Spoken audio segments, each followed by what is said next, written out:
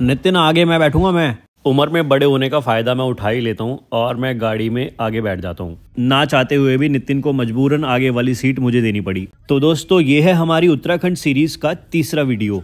और पहले दूसरे वीडियो अगर आपने नहीं देखे तो चैनल पे जाके आप देख लो। और अभी हम लोग जा रहे हैं अमेल गांव से कैंची धाम आश्रम यानी कि नीम करौली बाबा। वैसे तो नीम करौरी बोलते हैं, लेकिन जो प्रचलित नाम है, फेमस नाम हो गया, वो नीम करौली बाबा के नाम से फेमस हो गए हैं।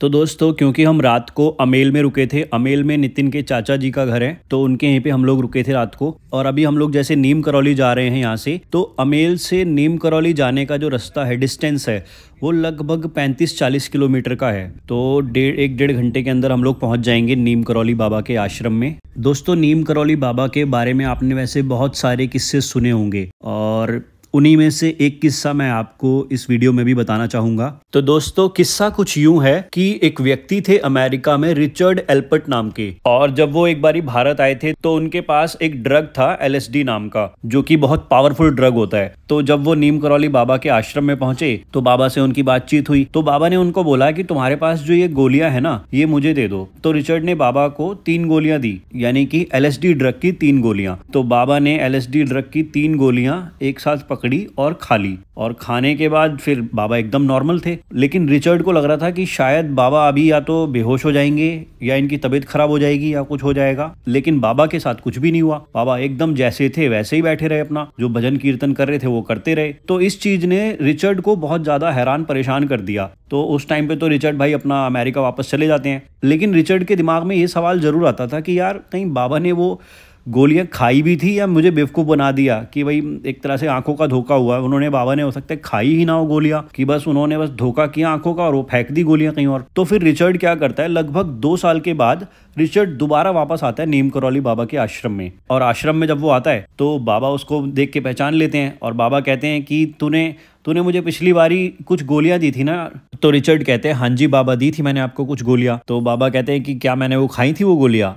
तो रिचर्ड कहते हैं कि हाँ बाबा, दिखा तो ऐसा ही था कि आपने खाई है वो गोलियां, लेकिन मेरे मन में कुछ शंका है ज़रूर। तो बाबा कहते हैं तेरी जो भी शंका है ना वो मैं अभी दूर कर देता हूँ।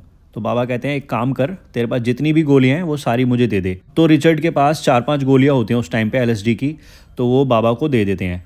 बाबा उन सारी गोलियों को, 4-5 जो गोलियां थी, उनको एक एक करके अपने मुंह में रखते हैं, चबा के खा जाते हैं और ऊपर से पानी पी लेते हैं। और उसके बाद भी वो एकदम नॉर्मल रहते हैं, बिल्कुल एकदम ऐसा लगता है कि बस उन्होंने पानी पिया हो नॉर्मल। लेकिन जो रिचर्ड थे उनको पता था कि बाबा ने क्या चीज खाई है, जिसकी सिर्फ एक गोली खाने के बाद आदमी को लगता है कि वो पता नहीं कौन सी दुनिया में पहुंच गया है, ऐसा कौन सा उसको स्वर्ग प्राप्त हो गया है। और बाबा ने उसकी 4-5 गोलियां खा ली और उनको कुछ भी असर नहीं हुआ। और ये सब देखने के बाद तो रिचर्ड बाबा के भक्त ही बन जाते हैं, वो बाबा के साथ ही रहने लगते हैं। और फिर नीम करौली बाबा उन्हें एक नया नाम भी देते हैं, वो नाम था रामदास। आप गूगल पे, यूट्यूब पे सर्च करोगे रामदास, आपको समझ में आ जाएगा कि रामदास कौन थे। तो दोस्तों ये तो था नीम करौली बाबा का एक किस्सा। और अभी हम लोग भी पहुंच गए हैं नीम करौली बाबा के आश्रम में। देखो इनके गेट पर भी नीम करौली लिखा है, ना कि नीम करौली। बाकी ठीक है, बाबा नीम करौली नाम से प्रसिद्ध हैं, तो हम नीम करौली नाम से भी पुकारेंगे बाबा को और नीम करौली नाम से भी पुकारेंगे हम। तो इस चीज़ के लिए हम यहाँ पर आए थे,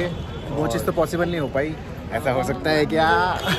हम लोग आ चुके हैं कैंची धाम और अंदर जा चुके हैं, अंदर होके आ चुके हैं।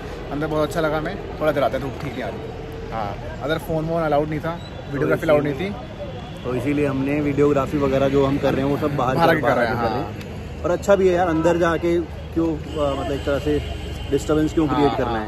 हम अपना यहीं पे बाहर करो फोटोशूट। और फोटोशूट अगर अंदर करेंगे तो और ज़्यादा भीड़ भाड़ वैसे ही ऑलरेडी अंदर होती है, तो भीड़ और ज़्यादा बढ़ेगी वहाँ। तो दोस्तों हम लोग मंदिर में तो होके आ चुके हैं बाबा के, लेकिन हमसे एक छोटी सी ना गलती हो गई। हम बिना प्रसाद लिए ही मंदिर में चले गए, लाइन में लग गए, बाबा के दर्शन भी कर लिए और मंदिर से बाहर आ गए। फिर हम बाहर फोटोशूट वगैरह कर रहे थे, तो फिर हमें ध्यान आता है कि यार हमने प्रसाद भी नहीं चढ़ाया, हम तो इतनी दूर से आए दिल्ली से और बिना प्रसाद चढ़ाए हम जा रहे हैं बाबा के मंदिर से। फिर हमने कहा कि हम लोग एक काम करते हैं, प्रसाद लेते हैं, फिर दोबारा से मंदिर में चलते हैं। फिर हमने मंदिर के सामने एक दुकान है प्रसाद की, वहां से बेसन के लड्डुओं का प्रसाद लिया। फिर हम दोबारा से लाइन में लगे और दोबारा से बाबा के दर्शन करके आए, प्रसाद चढ़ा के आए। मुझे ऐसा लगता है कि हर व्यक्ति को अपने जीवन में एक बार तो नीम करौली बाबा के आश्रम में जरूर आना चाहिए। और जो भी व्यक्ति एक बार बाबा के आश्रम चला गया, उसके बाद उसका मन कुछ ही टाइम में दोबारा करेगा कि यार मैं दोबारा बाबा के पास जाऊं। और दोस्तों ये है कुछ बाबा के मंदिर के बाहर का नजारा।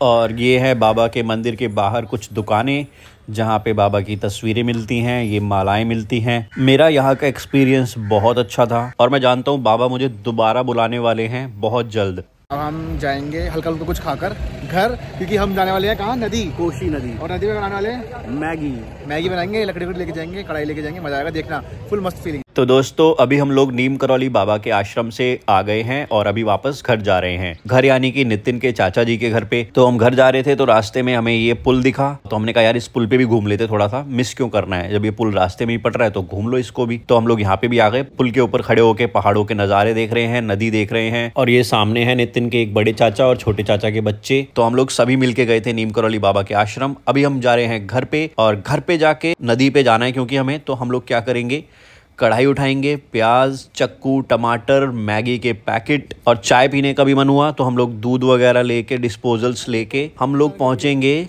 कोसी नदी पे। कोसी नदी के बिल्कुल किनारे पे बैठ के हम लोग बनाने वाले हैं मैगी। तो दोस्तों वो नदी किनारे फन और मस्ती वाला वीडियो आने वाला है नेक्स्ट पार्ट में। तो जल्दी से आप लोग भी चैनल को सब्सक्राइब कर लो, इस वीडियो को लाइक, शेयर एंड कमेंट जरूर करना और चैनल को सब्सक्राइब जरूर करना ताकि मैं आपको इसी तरह की अलग अलग लोकेशंस की वीडियो दिखाता रहूं।